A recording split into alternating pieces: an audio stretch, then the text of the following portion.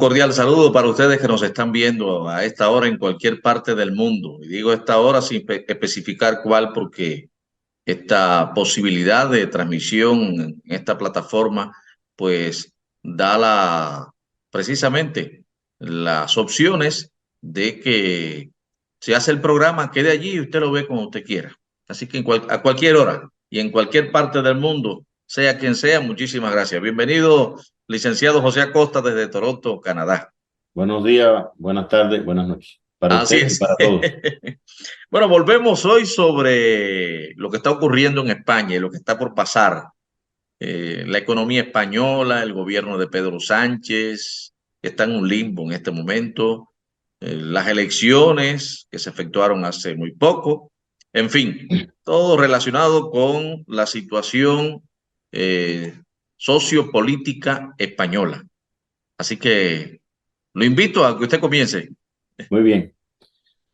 Bueno, el gobierno de Pedro Sánchez fue denominado cuando se conformó como un gobierno Frankenstein. Es una alianza entre el Partido Socialista Obrero Español que preside Pedro Sánchez, los comunistas, el partido que surgió de los terroristas vascos, los Ujú. independentistas catalanes y de otras regiones, pero especialmente los catalanes que quieren cortar a España como si fuera un queso y convertirse en un Estado independiente. Sí. Y por tanto, desde el punto de vista ético y moral, desde que el gobierno surgió, fue designado por esta situación anormal, porque es bastante cuestionable que un partido europeísta, un partido de Estado como el PSOE, se haya aliado con toda esa gama de personas. Y lo que mal empieza, mal continúa. El Consejo de Ministros que Pedro Sánchez ha presentado, ha tenido montones de problemas de todo tipo, polémicas, un Consejo de Ministros que se ha caracterizado por una rivalidad política despampanante. Ahí estuvo dentro del gobierno Pablo Iglesias, han estado otras líderes de Podemos que son comunistas, en fin, y ha habido mucha rivalidad y mucha incompetencia. Y le voy a poner un ejemplo para si alguien cree que estoy exagerando. La ministra de Hacienda actual no es economista, es una doctora, un médico de salud, que sabe tanto de economía como yo de cosmonauta. Por ejemplo, ella dice que tener un superávit, que no es más que ingresar más por el sistema fiscal que lo que se gasta, es una vergüenza, porque eso deja a los ciudadanos sin poder utilizar dinero. O sea, es una ignorancia marcada. Sí. La atención que la administración le presta a la población está documentada como muy mala. Por ejemplo, de cada 10 llamadas que el pueblo hace para resolver determinados problemas de cualquier tipo, incluyendo seguridad social, Ujú. 9 no son atendidas. O sea, ni siquiera alguien descuelga el teléfono. Ya no vamos a entrar a evaluar si les resuelven el problema o no, porque eso sería otro análisis. Pedro Sánchez les reconoció la soberanía a Marruecos sobre el Sahara, lo cual disgustó y le trajo un problema inmediato con Argelia, que era su aliado Sí. estratégico de suministro de gas. Eso a cambio de nada. No, no se conoce públicamente que haya logrado nada de Marruecos a cambio. Entonces Argelia cogió y cerró el gasoducto que atravesaba el territorio de Marruecos y disminuyó el suministro de gas a España, lo cual encareció el gas dentro de España, una cosa absurda. Pero además privó a España de haberse convertido en la puerta estratégica del gas a Europa cuando surge la guerra de Ucrania y se produce la crisis con Rusia. Eso se abortó, eso hubiera podido representar para España un posicionamiento muy importante dentro de su papel dentro de la Unión Europea. Pedro Sánchez ha hecho cambios poco transparentes al Código Penal, ha aprobado indultos a independentistas, ha puesto, recuperó el impuesto del patrimonio, algo que ha sido desechado por todos los países de Europa porque no da ningún resultado, no representa mayores ingresos. Ha tenido otras polémicas con aprobación de un régimen especial para los trabajadores autónomos que todos los especialistas consideran que va a traer problemas. en el mediano y el largo plazo. Hizo una reforma a las pensiones que agravó más el déficit,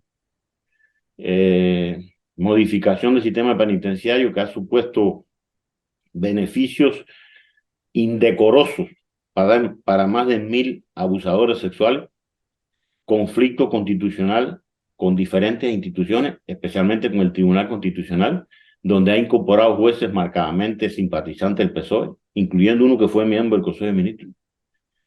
Y es el país de la Unión Europea que más lento recuperación ha tenido desde final del 2019 en la economía, de solo un crecimiento del 0,1% en relación a los demás países de la OCDE. La OCDE es la Organización de Cooperación y de Desarrollo Económico, que son 46 países, 46. España ocupa ahora mismo el lugar 44 en la recuperación económica post-COVID. El gasto público de España creció 47,2% en el periodo que Sánchez ha estado. 350.000 millones de euros más de endeudamiento. En el contexto del desempleo, es el país más malo de la OECD. Y dentro del desempleo, el juvenil es igualmente el peor de toda Europa. Y España ha pasado del 1,87 que representaba su PIB en relación al mundo al 1,30. Estas son, en apretada síntesis, algunas de las cosas que han caracterizado al gobierno de Pedro Sánchez, porque se pudiera hacer una lista interminable. Ahora le voy a hablar de los 3 lastres fundamentales de la economía española. Y después le voy a hacer una pregunta a los que me escuchan para ver si tienen la respuesta, y por favor no la escriben en los comentarios, porque nuestro amigo Basulto y yo no la tenemos. La respuesta de esa pregunta que le voy a hacer. Bueno, los 3 lastres de la economía española son el mercado laboral distorsionado. El empleo público no se ajusta a las necesidades y está diseñado para proteger a los trabajadores, pero no para garantizar eficiencia. Ejemplo, un policía, para ingresar a la policía tiene que someterse a un riguroso examen físico, intelectual, pero después que obtiene el puesto que es casi vitalicio, puede engordar, dejar de estudiar y hacer lo que quiere. Y eso sucede con cualquier otro puesto de trabajo del sector público, lo que hace que sea un sector público ineficiente. La tercera edad, la cantidad de personas que son de la tercera edad, que a finales de los 90 era del 13%, hoy es el 20%. Y se calcula que 1 de cada 3 serán de esta categoría de edad en el 2050. Hoy se gastan 190.000 millones en el pago de las pensiones y se recaudan por concepto de cotizaciones 150.000.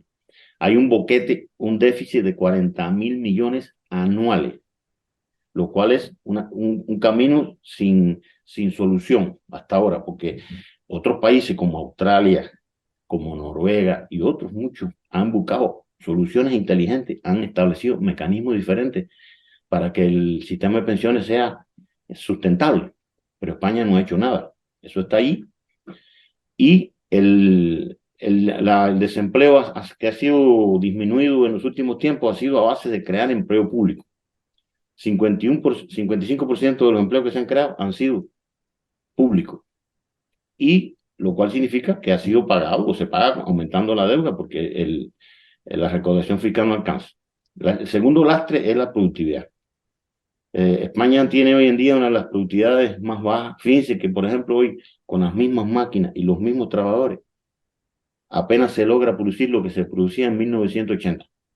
1980. Sí, hay un estancamiento completo en la economía española que ha mermado ostensiblemente el sector industrial, no ha tenido ningún avance importante en el sector tecnológico y en las actividades que generan mayores niveles de riqueza, y está prácticamente dependiendo del turismo, que es un sector que genera ingresos brutos, sí, pero no genera margen de ganancias importantes.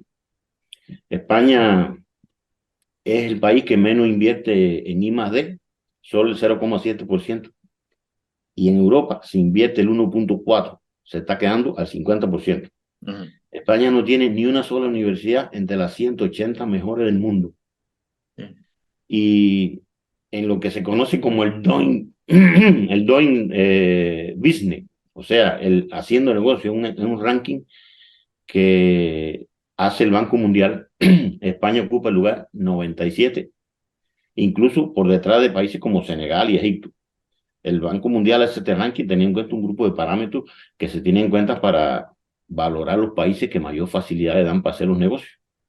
El costo de despedir un trabajador es en España impagable, lo cual hace que las empresas ni puedan ajustar las plantillas cuando hay crisis, ni tampoco quieran asumir riesgos contratando nuevos trabajadores, lo que hace que el mercado laboral esté estancado y que muchos trabajadores pernoten en las empresas a costa de que la compañía no se atreve a despedirlo. Y esto ha hecho de que España ocupa ahora mismo el lugar 11, ha perdido 11 lugares, ha retrocedido 11 lugares en el índice de competitividad. El tercer lastre, la administración pública deficiente. Seguridad jurídica inestable. Este gobierno hace una ley o aprueba determinado mecanismo para favorecer una inversión, por ejemplo, en energías limpias, y 2 o 3 años después la modifica, deja a los que confiaron guindandos, como le pasó a varias empresas del sector tecnológico de la inversión de energías limpias, que confiaron, invirtieron y después quebraron todas porque cambiaron la ley e incluso le pusieron impuestos. Varias compañías importantes se han ido de España por esta razón. Existe una dudosa separación del poder ejecutivo del judicial. Los reales decretos ley es un ejemplo de eso. Se hacen para burlar el Parlamento, porque el decreto ley o real ley se puede aprobar por el presidente y no tiene que llevar al Parlamento. Corruptela para nombrar amigos o leales en puestos clave como presidir la Corporación Correo, la Radio y Televisión Española y así sucesivamente. La deuda pública sin control actualmente. Cada año solo el interés equivale a 4% del PIB. O sea, se están pagando 57.000 millones de euros anuales solo de intereses. El déficit fiscal, sistema fiscal obsoleto, mayores impuestos a la renta y menores al consumo, cuando los países escandinavos, que son de los más ricos de Europa, lo han hecho al revés y le está funcionando bien. Ajá. Eso sin contar los problemas de educación, etcétera. Sería muy largo, pero estos 3 lastres de economía no fueron evaluados en la campaña electoral. Prácticamente ninguno de los partidos presentó un programa serio para atacar o para enfrentar estos 3 problemas. Y además, con lo que les expliqué al principio de Pedro Sánchez y su gobierno, entonces yo tengo la pregunta para nuestros amigos que nos escuchan. ¿Cómo es posible que el Partido Popular solo pudiera obtener 331.000 votos más que el PSOE? 8.091.000 PP, 7.760.000 PSOE. O sea, que el pueblo español le da casi los mismos votos al PSOE, que tiene semejante desastre económico, en vez de dárselo al PP, que tenía un programa y en el pasado ha tenido mejores resultados en la economía que el PSOE. Hoy en día, el resultado de la elección ha llevado a una ingobernabilidad, porque, por ejemplo, hoy ya se hizo el dictamen de lo que se conoce como el voto cera, que no es más que los que viven fuera de España. Y ahora PP obtuvo un diputado más. En Madrid. En Madrid. Y uno menos, el PSOE. Pero cuando usted hace ahora una evaluación, si va a la mayoría, ninguno de los dos tiene mayoría, pero si va a la más es que no, entonces los dos, tanto el bloque que puede armar el PP como el que puede armar el PSOE, tienen 171. Y entonces todo depende del partido más extremista de catalán, que son Junts Catalunya. El de Carles Puigdemont, que está asilado por allá. El de Charles Puigdemont, que está asilado porque es un anti-español. Sí. Entonces, el tipo está diciendo, si no aprueban un referéndum, no doy mi voto. Y eso va contra la Constitución. Sí. En resumen, está bloqueada España porque no se hizo una campaña electoral como Dios manda. El PP fue este señor Feijóo se confió, se puso a hacerle caso a las encuestas en más de lo que debía, no fue agresivo, incluso hubo debates en los que no participó y perdió la oportunidad de haber tenido mayoría. Yo creo que carece de liderazgo este hombre que está al frente del PP ahora. Es un tipo que en Galicia tuvo buenos resultados, pero una cosa es la Sí, guitarra y la otra es guitarra. el violín. Exactamente. Comparado con los anteriores que ha tenido el PP, ha representado una mejoría ostensible, Ujú. pero no alcanzó. No alcanzó. Este es, en resumen, estimados que me escuchan y que nos escuchan a nosotros, lo que podemos hablar. Una España que no es ni remotamente lo que aparenta. Está carcomida de un grupo de problemas estructurales graves que si la clase política española no se empina y no asume un programa diferente, nadie sabe cómo va a terminar. Así Es lo que es. puedo Bueno, decir. pues vamos a darle seguimiento a cómo evolucionan los acontecimientos en España. Realmente el mundo, por lo general, está pasando por un momento muy difícil en todos los sentidos. Y yo creo que hay una crisis sistémica, creo que lo decía en un programa anterior, hay una crisis sistémica y nadie se atreve a hacer cambios de verdad estructurales, todo lo que sea necesario para salir de esta situación y de esta brecha tan grande que hay entre lo que menos tienen y lo que más tienen, entre otras cosas y otros problemas también graves.